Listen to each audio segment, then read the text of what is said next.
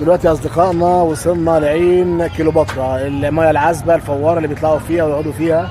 طبعا ده مدخلها اللي احنا شايفينه ده ملبوس، وهنا بيقفوا بتوع بقى القلل والحاجات الفخاريه. وهنا مكان كده زي كافيتيريا كده، المكان اللي ورايا ده مكان زي كافيتيريا كده بيقعدوا فيه يرتاحوا ويشربوا الشاي ويشربوا القهوه. وهنا برضه اللي جايين من الملاحات بيجوا يستحموا هنا في عين كيلوباترا.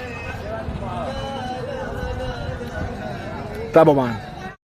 المكان بيضج بالحياة والحيوية زي ما احنا شايفين كده، وهو مليان كافيتريات وقعدات بتقدم لك خدمات رائعة ومشروبات مميزة سيوية وغير سيوية اللي انت عايز تشربه.